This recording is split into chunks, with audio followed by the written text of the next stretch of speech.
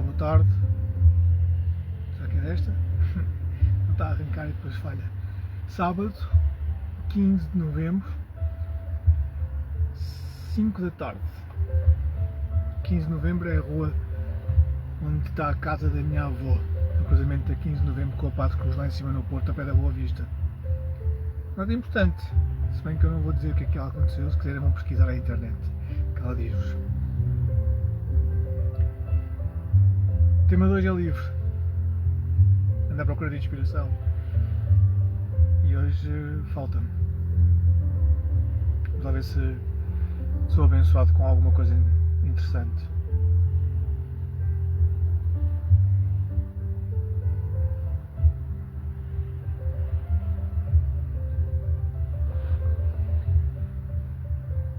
Trabalhar.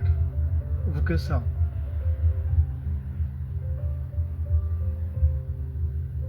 Poucos de nós temos a hipótese, a chance,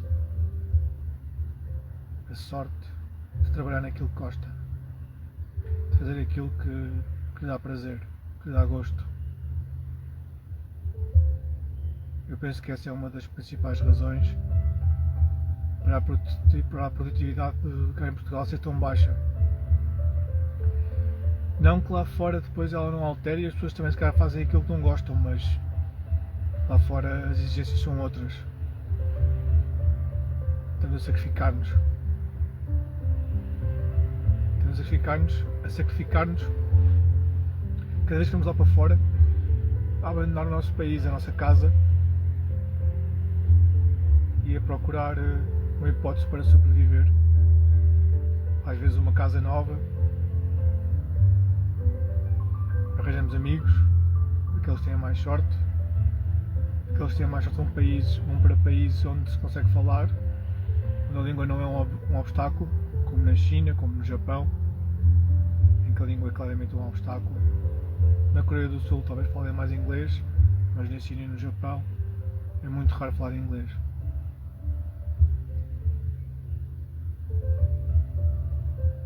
E depois, esses que vão para esses países, para o Japão e para a China, estão com as comunidades estrangeiras que lá estão também a trabalhar, fazem esse pequeno núcleo e convivem entre eles.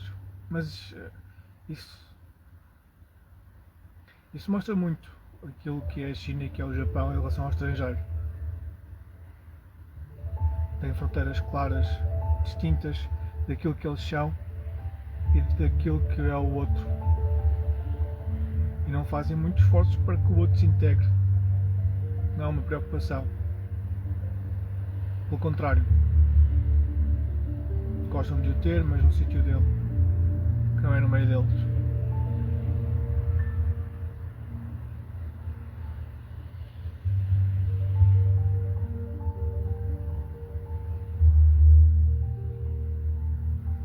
É engraçado que os japoneses, nós temos a sensação que é um país muito internacional e no fundo também não se fala muito inglês.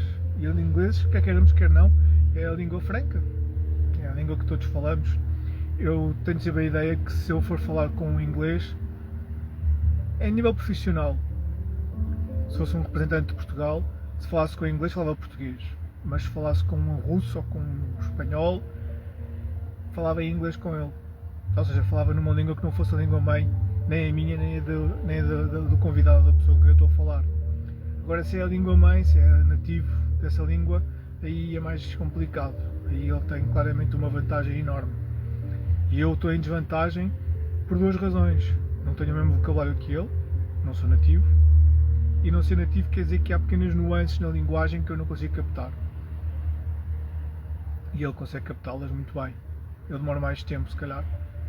E quando são pessoas que têm outra língua, em que o inglês não é claramente a língua nativa deles, então aí estamos os dois na mesma igualdade, em pé de igualdade. Ambos falamos uma língua que não é a nossa, temos algum conhecimento e alguma vontade para nos expressarmos nela, mas temos os cuidados necessários e percebemos que podemos ser mal interpretados. O inglês não, o inglês, que se põe alguém a falar inglês com ele, o que ele vai fazer é que tu estás a transmitir mal a ideia que ele tem. É como quando nós falamos português com um brasileiro, português europeu ou português de Portugal com um português brasileiro. Nós achamos que ele está a expressar-se mal e ele também acha que nós estamos a expressar-nos mal. E no fundo o que acontece é que a língua é diferente. E nós temos uma cultura e os significados das palavras têm significados diferentes. Quando é no inglês, nós quando traduzimos do português para o inglês e pensamos a maior parte das vezes na nossa língua nativa, quando estamos a falar em inglês, aí então as coisas ficamos em desvantagem, porque estamos a traduzir uma frase portuguesa, ou francesa, ou espanhola, para outra língua. E a ideia que lá está patente é a ideia na nossa língua nativa. Acho que já perceberam.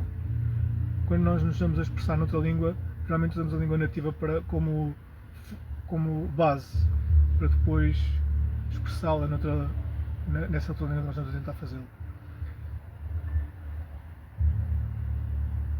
É o que eu digo.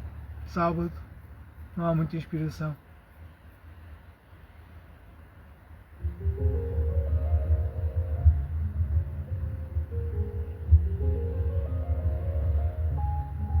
Tenho saudades dos Açores. Conheço Santa Maria e São Miguel.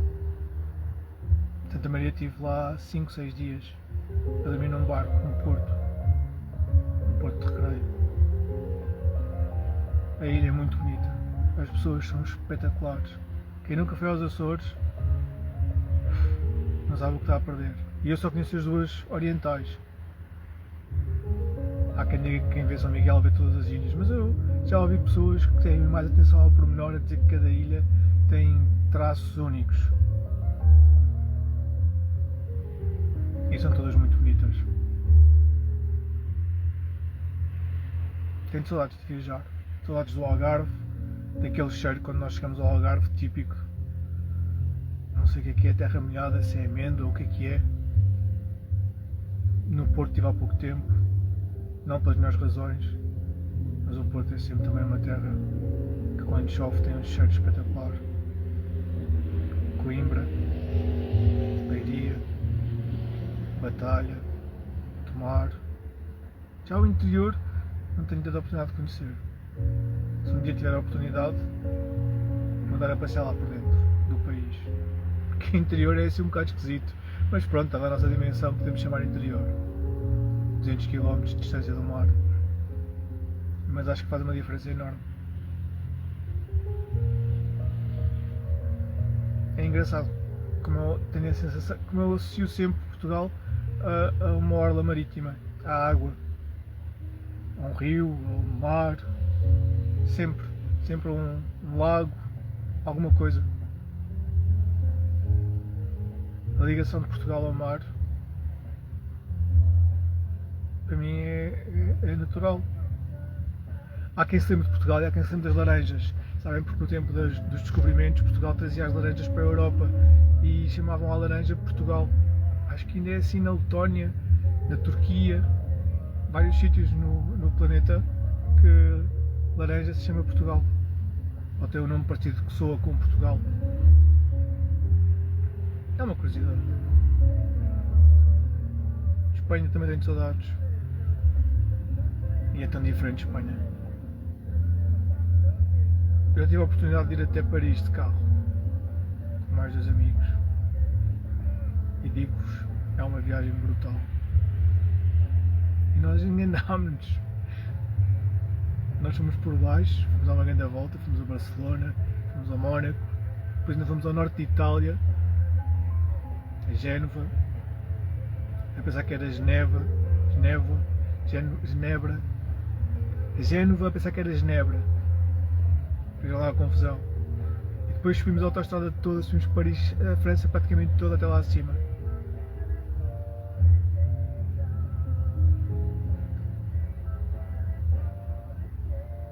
Viajar de carro é das coisas mais espetaculares que há. Infelizmente é cada vez mais caro e cada vez é mais difícil viajar de carro. Não há sítio onde estacionar o carro, não há sítio onde parar. Se faz uma autocaravana, não tens sítio onde parar a autocaravana perto do centro da cidade. Tens sempre sítios, na Europa pelo menos, não é? Se fores para sítios menos desenvolvidos, talvez seja mais fácil, mas na Europa há tanta dificuldade para a pessoa que vai a passear em trânsito, que vai a passear de carro. Estão todos à espera que vamos de avião, que vamos de Uber até ao hotel e depois andamos a pé ou de trotinete. E de carro, é tão espetacular, é tão giro. Passamos por sítios diferentes, às vezes autoestrada, outras vezes estradas nacionais, sem pressa. Autocaravana, meu meio de eleição preferido para viajar. Ainda não experimentei as vezes todas que eu queria, mas também é como estava a dizer, cada vez é mais difícil. Bem, não vos chateio mais, estou a ocupar o vosso tempo, não é essa a minha intenção. Obrigado por estarem aqui um bocadinho comigo. Tenham um bom sábado, um bom domingo, talvez a gente amanhã se fale. Um abraço, até breve.